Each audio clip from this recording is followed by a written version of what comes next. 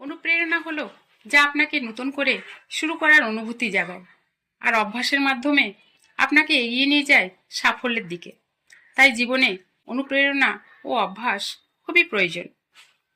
বৃষ্টির ফোঁটা ছোট, কিন্তু অবিরাম বৃষ্টি নদীর বড় বড় স্রোত হয়ে যায়। তেমনি আমাদের ক্ষুদ্র প্রচেষ্টাও জীবনে বড় পরিবর্তন আনতে পারে। সুখ হলো একটি প্রজাপতি, যখন তাড়া করবেন তখন আপনার ধরা ছোঁয়ার বাইরে থাকে, কিন্তু আপনি যদি চুপচাপ বসে থাকেন তাহলে আপনার উপর নেমে আসতে পারে। যে আপনার খারাপ সময় পাশে থাকবে সেই আপনার প্রকৃত আপনজন। তবে নির্মম সত্যি হলো কেউ কারোর ভালো চায় না। যারা আপনার ভালো চায় তারা সবসময় আপনার পাশে থাকবে, সেটা ভালো সময় হোক কিংবা খারাপ। সুতরাং মানুষের কথায় কান না দিয়ে নিজের জীবনকে নিজের মতো উপভোগ করতে চেষ্টা করুন। এই পৃথিবীতে যদি তুমি শান্তি সহকারে বাঁচতে চাও তাহলে তুমি তোমার দিকে তাকাও। অন্য সবার কথা ভাবার জন্য সময় আছে, তাহলে একটা সময় পর দেখবেন সবাই আপনার দিকে তাকিয়ে রয়েছে। কিছু লোক আছে যারা স্বপ্নের জগতে বাস করে, কিছু লোক আছে যারা বাস্তবতার মুখোমুখি হয়, আবার এমন কিছু লোক আছে যারা স্বপ্নকে বাস্তবে পরিণত করে।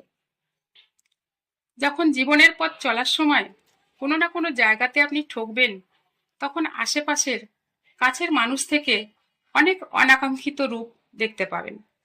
জীবন আমাদের অনেক কিছুই শেখায়, এটাই চরম সত্য কথা। জীবনটা কোনো সমস্যা নয় যে আপনি তা ঠিক করার চেষ্টা করবেন।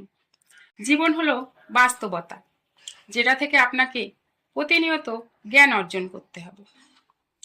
যে ব্যক্তি কোটি কোটি টাকা উপার্জন করে সে ঈশ্বরের দৃষ্টিতে মহান নয়, বরং সেই ব্যক্তিই মহান যে কোটি কোটি মানুষের মন জয় করে।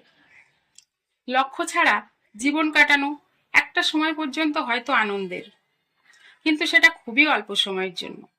যারা সাফল্য অর্জন করে, সঠিক পথের সন্ধান পায়, অন্যদের অনুপ্রাণিত করে, তাদের সবারই জীবনের নির্দিষ্ট লক্ষ্য থাকে।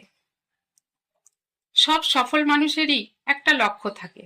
গন্তব্য না জানলে যেমন সেখানে পৌঁছানো যায় না, একজন মানুষ কি করতে চায় অথবা কি হতে চায় তা না স্থির করতে পারলে কোনো কাজ সঠিকভাবে শুরু করতে পারে না।